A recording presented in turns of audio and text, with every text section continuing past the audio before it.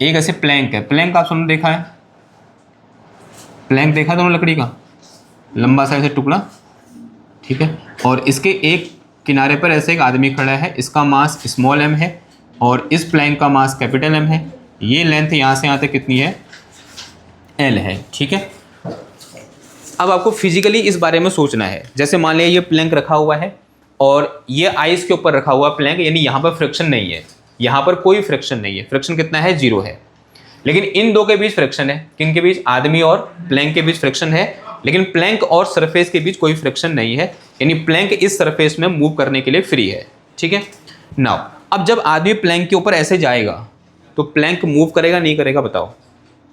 आपके साथ कभी ऐसा हुआ है कि एक फर्श है, बहुत ही स्मूथ फर्श है, आपने उसमें कालीन बिछा रखी है, कालीन जानते हो, और वो कालीन ऐसे मटेरियल की बनी हुई है, ऐसे कपड़े की बनी हुई है जो बहुत ही स्मूथ है।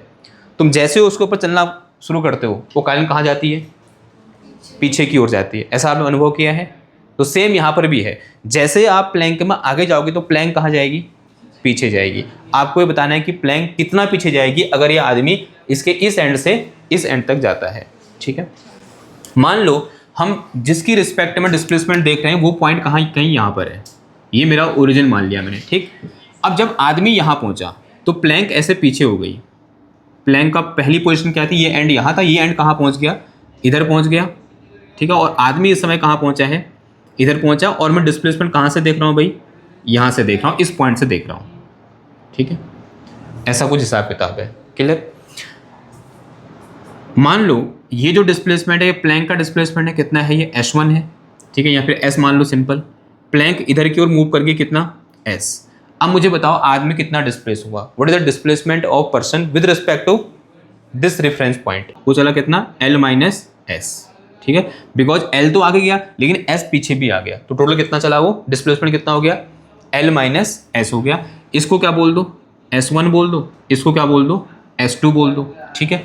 जो ये स्मॉल m है ये मेरे पास क्या हो जाएगा फिर, M2 हो जाएगा, और ये जो कैपिटल M है ये क्या हो जाएगा मेरा, M1 हो जाएगा।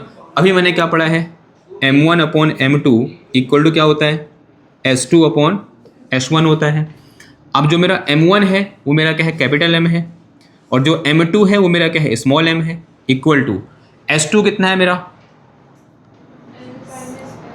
L माइनस S के बराबर है, अपॉन S1 कितना है, S के बराबर है। करो क्रॉस मल्टीप्लाई, मुझे निकालना S है, तो कितना आ जाएगा ये, MS equal to small m L minus S आ गया, तो ये मेरे पास MS equal to this is ML minus MS आ गया। इसको यहाँ भेज देंगे हम, तो कितना आ गया ये, MS प्लस का small MS, this is equal to ML हो गया। दोनों ओर से S बाहर आ जाएगा, अंदर कितना बच जाएगा, capital M plus small m equal to कितना आया, ML आया।